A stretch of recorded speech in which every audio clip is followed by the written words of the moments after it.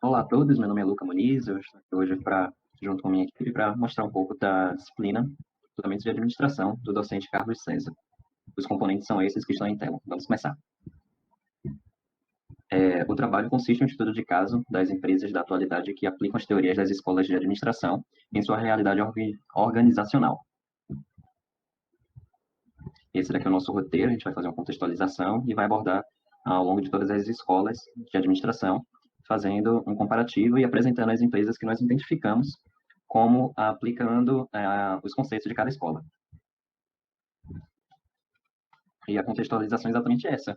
As escolas de administração foram muito importantes para o crescimento e a consolidação das indústrias em todo o mundo.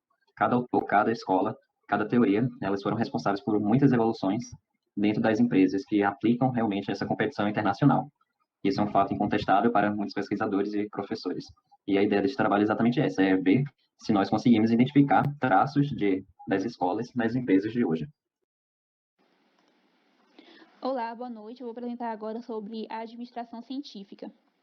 Então, no século XIX e XX, com o aumento da produtividade industrial devido à Revolução Industrial, surgiram também vários problemas, que são os citados.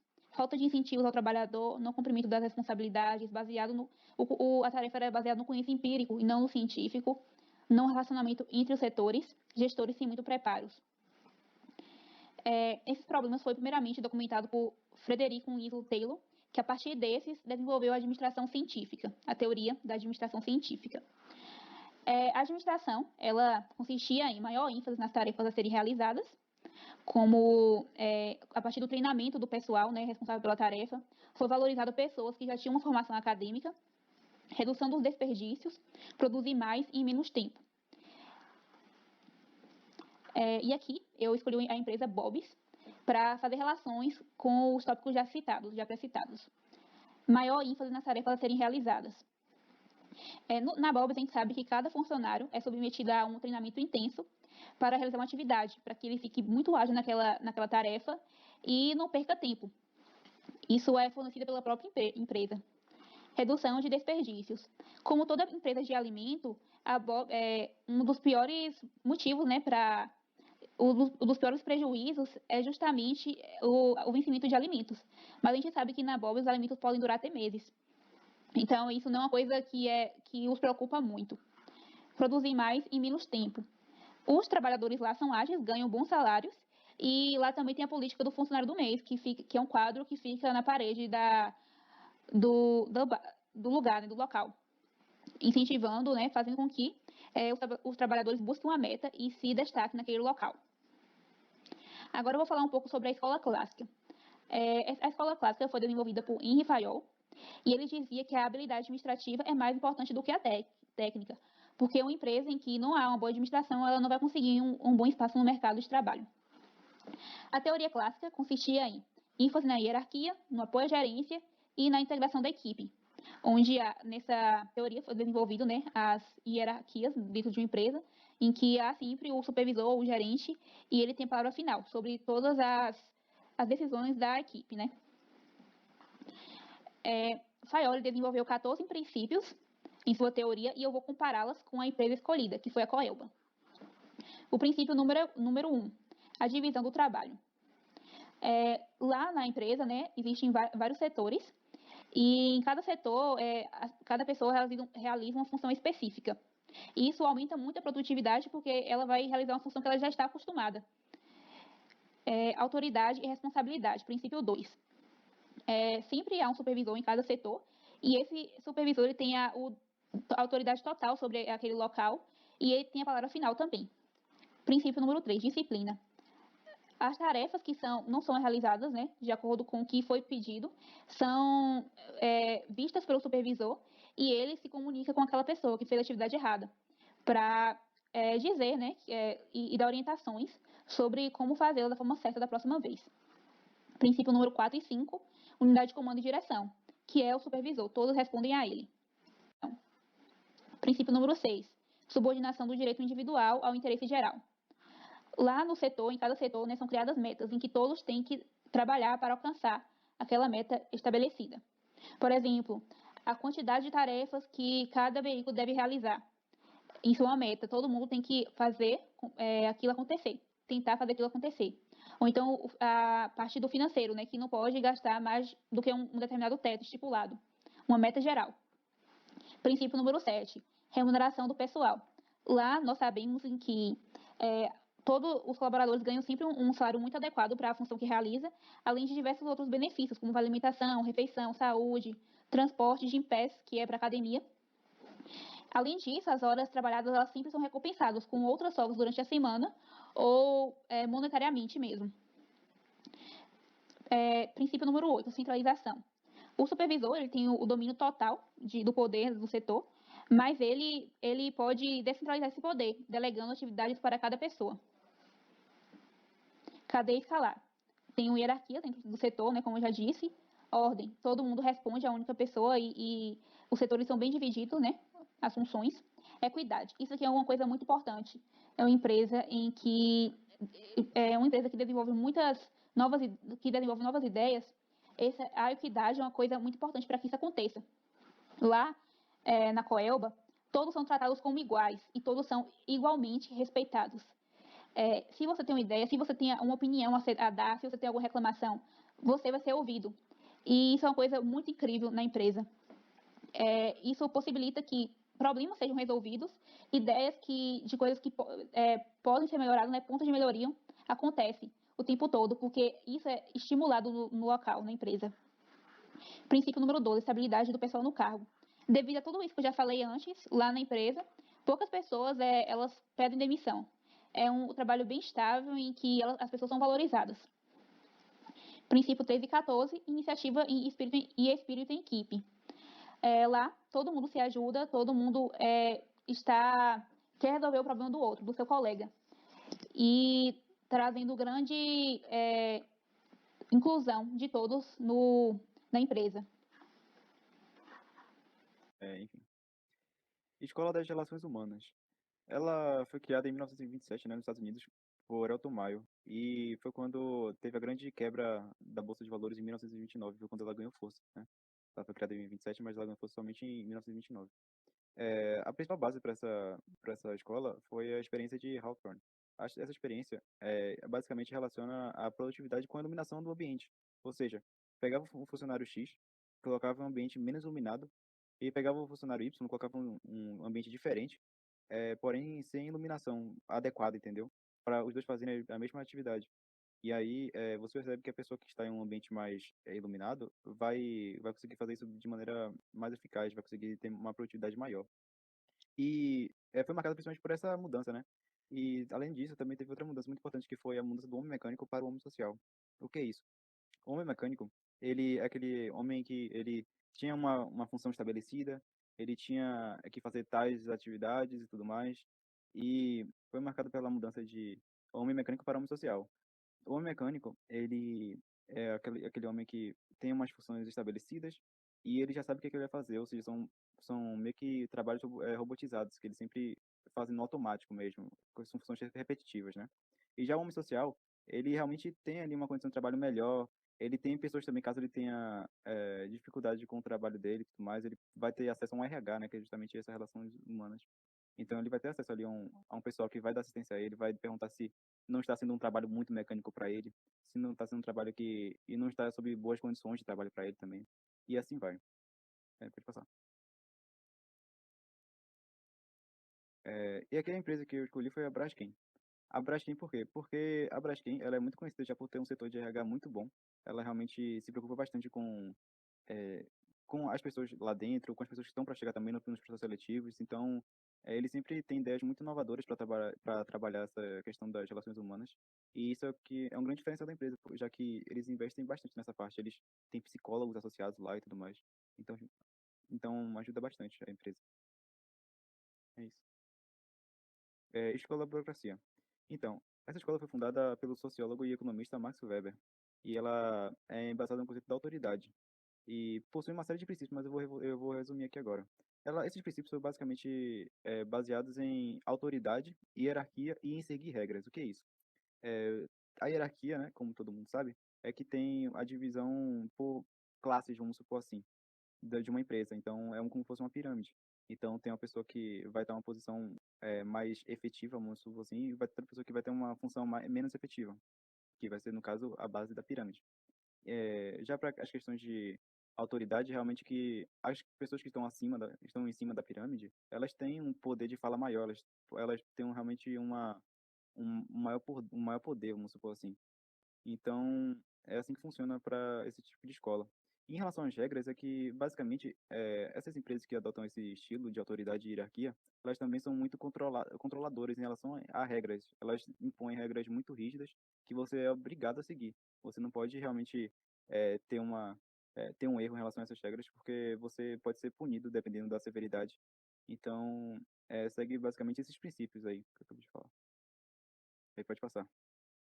E a organização escolhida foi a Marinha do Brasil. Por quê? Porque é realmente uma organização muito burocrática, já que ela tem regras associadas a ela. Por exemplo, um oficial não pode ter cabelo longo, tem que ser um cabelo curto, né? Eles têm lá a medida deles lá, a medida máxima deles. Tem várias outras regras também, como todo mundo sabe que as Forças Armadas, no geral, é algo que é realmente bem regrado, bem rígido, que se você não seguir as regras, você pode acabar ganhando um problema com isso, né? Então, é isso. Além disso, também tem a parte da hierarquia, né? Que a gente pode ver que, por exemplo, na Marinha, a autoridade maior é o almirante, né? O almirante, ele tem o poder de mandar em tudo que ele quiser, basicamente. Então, é assim que funciona nas Forças Armadas. Então, é isso. Pode passar. Bom, na escola de sistemas, a gente traz mais a questão da integração, né? A questão de buscar equilíbrio, tentar preencher espaço vazio entre as ciências, realmente interligar as ciências para o avanço. Isso começou em mais ou menos 1950. Nesse período, o homem ele está mais complexo, ele está mais tecnológico, está mais inovador, a empresa ela está mais competitiva. Então, a partir daí, começa a se ver a organização mais como um todo, todas as partes fazendo um todo, e o objetivo mais é qual o sucesso que a gente todos está tendo. Bom, como eu falei, né, o sucesso é de todas essas partes. E o ambiente nessa escola de sistemas, ele vai ser o contexto externo no qual o sistema está situado. Pode passar. Na escola de sistema, traz também o expansionismo, que é a inter-relação entre as atividades, entre as diversas variáveis. O pensamento sintético, que é o todo é diferente de cada uma das suas partes. É como se fosse aquilo. O todo tem uma característica que as partes não têm sozinhas. Elas só conseguem aquilo se elas se unirem. E tem a teleologia, que possui características próprias, diferentes partes integrantes. E nessa imagem mesmo aí que eu trouxe, é mais para trazer um pouco de um exemplo. Vamos dizer que esse estabelecimento aí no meio seja um restaurante. Então, na escola de sistemas, a gente traz o que é o input, né, que são as entradas. Então, nesse caminhãozinho aí teriam as entradas, matéria-prima, energia como um todo, a questão do sistema, né? O que precisa e espera para funcionar. Então, as entradas podem vir de várias origens, podem ser várias coisas. E podemos dizer que esse meio aí, o restaurante, seja o processamento. Então, a escola de sistema também traz a questão de que o processamento pode ser uma caixa negra ou uma caixa branca. A caixa preta, negra, né? Ela é quando o processamento ele é algo que a gente não sabe o que acontece. A gente só vê o processo final e a gente não sabe como ele é feito. E já a caixa branca é quando o sistema ele é bem aberto. A gente conhece o processo. Então, e nessa saída aí, que seria esse cliente final, essa mesinha aí com as duas mulheres, seria o que a escola chama de saídas mesmo, outputs, que seria o resultado, né, do sistema, que será devolvido ao ambiente, outro ambiente. Então, e após esse produto lançado, essa escola ainda trabalha muito com retroalimentação, ou feedback, que é a questão deles entenderem o que levou, como esse produto foi enxergado lá fora, né? Vamos dizer que é um produto. Então, entender quais são as melhorias que podem ser feitas. Então, essa escola ela também traz muito da análise de ambiente, análise do mundo externo, para entender o que o mundo tem de novo agora, o que as pessoas querem, o que elas esperam, o que é o outro, o que é meu concorrente, né? Vamos dizer assim. Então, tem uma análise muito de concorrentes, o que eles estão fazendo, o que eu posso fazer também. Então, tem muito isso. E como eu disse, né, a relação com o sistema externo é muito importante. Quais as principais entradas que o sistema precisa para gerar um produto de qualidade? Pode passar. Bom, e para essa escola, eu trouxe uma empresa que eu gosto bastante, que é a da Boca Rosa, da linha de maquiagens. E uma coisa que que pode analisar maquiagens é que é uma análise muito forte do externo, de outras empresas, ela analisa bastante o que estão fazendo, o que estão surgindo de maquiagem. Então, ela acaba mudando muito seus produtos, lançando coisas novas, mudando a embalagem para ficar mais compacta e mais parecida com o que está sendo lançado no mercado externo.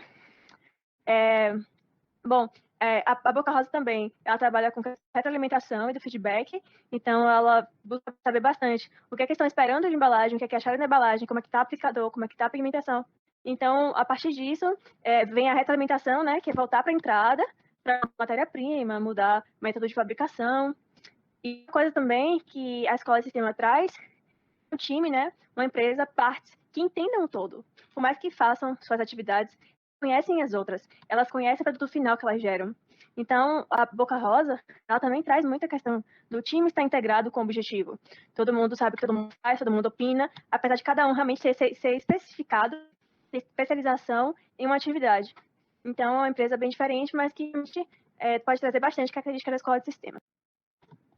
Bom, a teoria clássica, ela traz um upgrade da teoria clássica. Então, há quem diga também que não é uma teoria, já que não tem uma escola bem definidas, então tem muitas ideias com muitos autores, é o Peter Drucker. Então, o que eu posso dizer é que essa teoria, né, da teoria neoclássica, a diferença dela é que ela traz um foco muito grande na prática.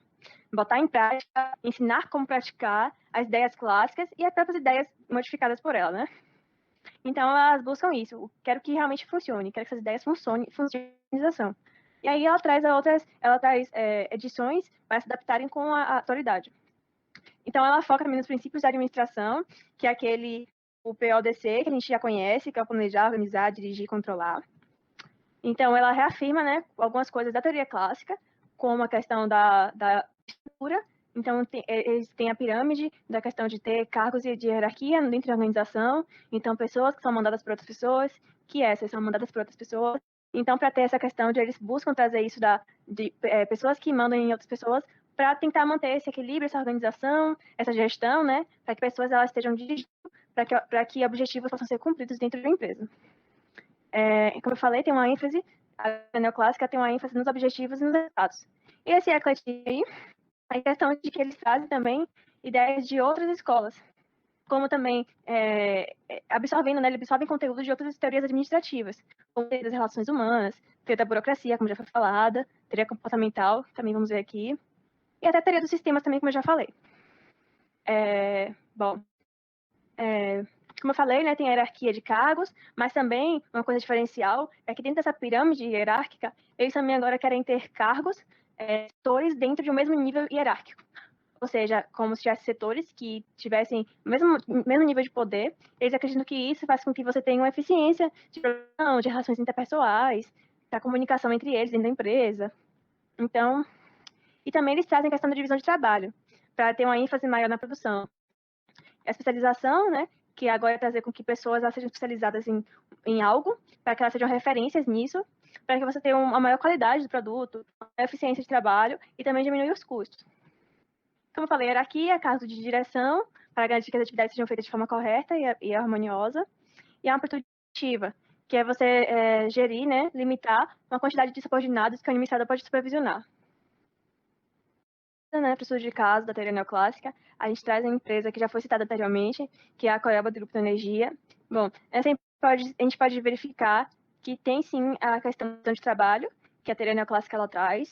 Temos a questão também hierárquica, de cargos acima de outros cargos, para que você possa ter essa direção, essa gestão, para manter também o controle de trabalho e também a harmonia dentro da empresa. E também podemos ver que dentro do mesmo nível hierárquico temos setores. Isso ajuda muito na questão de compartilhamento de trabalho, de comunicação de trabalho, relações interpessoais. E também tem muito foco em objetivos e resultados. Por exemplo, eu sou uma aluna que faz estágio lá e a gente ouve falar de conversas que a empresa tem, nesses últimos anos, focado muito em relação a resultado. Então, o que eles estão mesmo agora, o objetivo da empresa é resultados com menores custos, resultados com mais qualidade. Então, realmente, resultados está sendo a palavra da empresa, ultimamente, com essa nova gestão. E é isso. A teoria da contingência, ela é basicamente nada mais é do que uma recente abordagem, né, das teorias administrativas, no qual representa um passo além da teoria de sistemas que foi apresentado pela nossa colega. no qual ela traz uma ênfase maior para a parte ambiental e tecnologia, né? Então, na teoria da contingência, a gente tem as condições ambientais, que é basicamente a causa para as transformações, né, no interior das organizações corporativas. Ou seja, o ambiente explica o fenômeno organizacional dentro da empresa.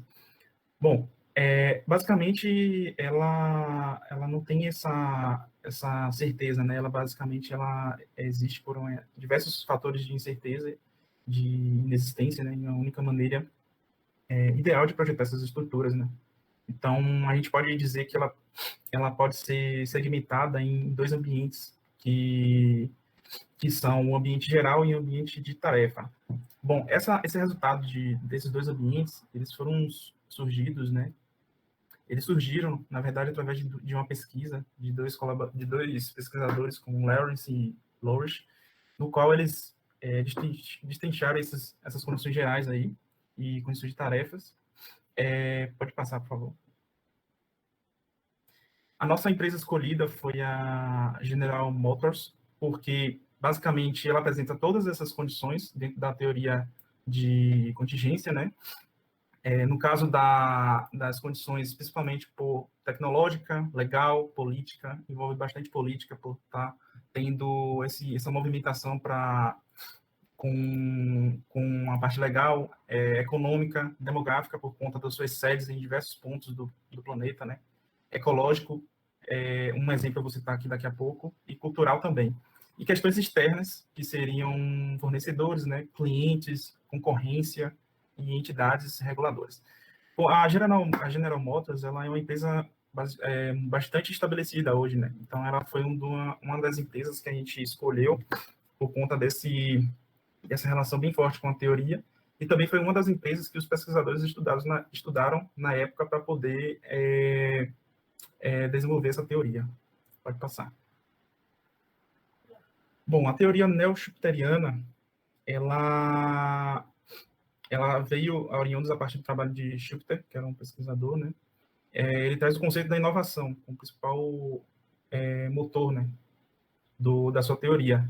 E ele estabelece que nenhuma empresa ela consegue, hoje em dia, né, ela não consegue se manter no mercado sem a inovação, né? Pode passar, por favor. Então, a gente abordou a General Motors e a gente queria enfatizar que a General Motors, na época, ela trouxe uma inovação bastante significativa para o mercado, né? Que foi o marketing de massa, que é basicamente você fazer um marketing que possa atingir um número considerável de usuários. Então, eles basicamente inovaram nesse segmento de marketing. Em 96, ela se tornou-se uma da primeira montadora a produzir automóvel elétrico em escala, né, que é o EV1. Então, uma das inovações dela foi no marketing de escala e também trouxe inovação na parte ecológica, trazendo carro elétrico, né, para o mercado. Então, isso tornou-se um modelo também para outras empresas se espelhar e aplicar em alguns setores industriais, né, na organização. Pode passar. Falando um pouquinho agora sobre a teoria comportamental, ela é uma escola que ela meio que começou com o Herbert Simon, lá em 1947, quando ele publicou esse livro. E como o nome sugere, né, a essa escola, essa teoria, ela visa compreender realmente o comportamento das pessoas e propõe e como é que esse comportamento influencia nas organizações de trabalho. Eles estudam as emoções, as necessidades e as reações frente a diversas circunstâncias. Essa escola também pode ser conhecida como escola behaviorista. Eita, travou um pouco, mas enfim, deu para entender, provém do behavior, do inglês, né, que quer dizer comportamento, e é muito influenciada por essa escola psicológica, né. E as características centrais dessa teoria são o grande ênfase que se dá às pessoas, aos colaboradores das empresas, a preocupação realmente com o comportamento da organização e com todos os seus processos de trabalho. E eles focam principalmente no estudo do comportamento humano. Pode passar.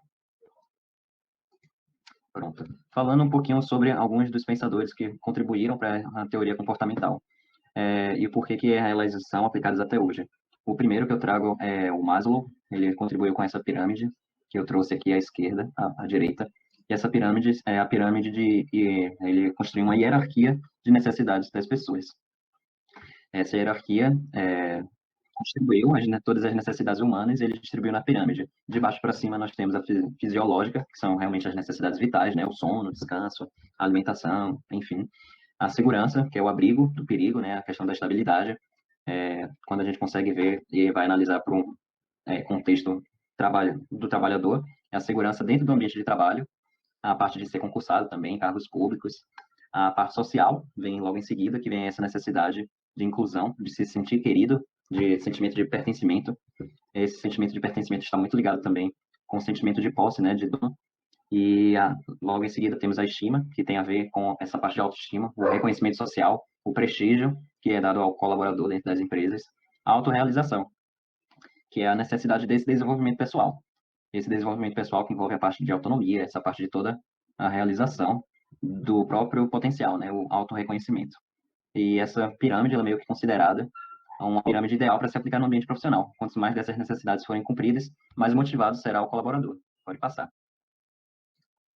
Falando sobre outro pensador que contribuiu bastante para a teoria comportamental, foi o Frederick Heisenberg. Não da bebida, nem, enfim, do Breaking Bad, mas ele foi um filósofo que estudou o comportamento humano e ele definiu, dividiu esse comportamento em dois grandes grupos, né, dois grandes fatores independentes. Essa teoria postulou dois fatores e elas serem realmente o comportamento humano no ambiente de trabalho. O primeiro fator é o fator higiênico, né, que são os fatores externos, extrínsecos, que nada mais é do que as condições oferecidas no ambiente de trabalho, né? Se o ambiente é limpo, se as condições são silenciosas, como é que é essa parte da administração da empresa, a relação com os superiores, enfim, tudo que é externo ao trabalhador, ao colaborador da empresa. E os motivacionais, que são os intrínsecos, ou seja, realmente são os fatores internos de cada colaborador, se a gente tem um problema em casa, a gente não vai conseguir trabalhar tão bem. A gente sabe que tem esse preceito de não. A gente tem que separar o que é de casa, o que é de casa, o que é do trabalho, do que é do trabalho. Mas a gente sabe que nós somos humanos e tudo que ocorre na nossa vida pessoal acaba, muitas vezes, por influenciar nosso rendimento no trabalho. E ele faz isso, essa separação. E o resultado que ele chega é que, para que o trabalhador continue sempre motivado, é necessário esse enriquecimento do cargo ou da tarefa, o que significa ampliar o conteúdo dos cargos. Isso daí nada mais é do que pegar uma tarefa que ele fez bem e transformar ela em uma tarefa um pouco mais complexa. Ou então dar um pouco mais de tarefa, permitir que o trabalhador se mova na horizontal dentro da organização, para que o trabalhador trabalhe sempre com novos desafios e possa ter o que Maslow falou no slide anterior e eu comentei, essa satisfação profissional. Pode passar. Pronto, outro colaborador, né, outra pessoa que contribuiu bastante para a teoria comportamental foi o Douglas McGarrigle. Eita, enfim. E ele, nesse livro que ele publicou, ele categoriza duas grandes teorias. A teoria comportamental casa-se melhor com a teoria Y, mas ele também fala da teoria X, que é a hipótese da mediocridade das massas. Essa teoria X, é só para contextualizar um pouco, ela considera que as pessoas elas estão predispostas, por assim dizer, à indolescência, à passividade, elas dependem sempre de alguém falando o que devem fazer, as pessoas não têm ambição própria, entre muitas outras coisas. As pessoas que são categorizadas nessa teoria G, elas estão sujeitas ao trabalho, tão somente pelo salário, né? E elas são completamente submissas ao líder. Enquanto na teoria Y, que é o que casa a teoria comportamental, entende que as pessoas elas podem ser ambiciosas e elas são motivadas. E quando fazem essas motivações com as condições certas, as pessoas conseguem ser muito melhores mobilizadas. E ele conclui, eu acho que a gente pode resumir do livro dele, que cada indivíduo tem as suas experiências diversas e únicas, e com essas experiências eles reagem de maneiras diferentes aos estímulos do ambiente de trabalho. E pensando em todas essas características que eu trouxe e comentei aqui, com esses três pensadores, a empresa que a gente escolheu foi, pode passar, foi a Continental, porque a Continental, a gente consegue ver que ela tem crescido, ela inclusive recentemente ganhou o selo de um dos melhores lugares para trabalhar, Great Place to Work, e isso só é um reflexo do que ela tem feito de anos para cá, né? Valorizando realmente, se preocupando com seu colaborador, tendo e aplicando todos esses passos que eu comentei aqui, garantindo uma motivação, uma parte de conhecimento também geral, um ambiente de trabalho bem organizado, bem acolhedor realmente. E é isso, pode passar. Bom, após termos toda essa apresentação, nós podemos concluir que esse trabalho proporcionou uma visão mais ampla e realista dos assuntos dados em aula. Então, que possibilitou que a gente pudesse ter uma maior cuidado dos conceitos da disciplina e ainda podemos ver como é que isso está aplicado nas empresas atuais. E várias empresas podem ter características de várias escolas, mas sempre podemos observar algo em alguma delas, e assim entender até melhor como funciona cada escola estudada.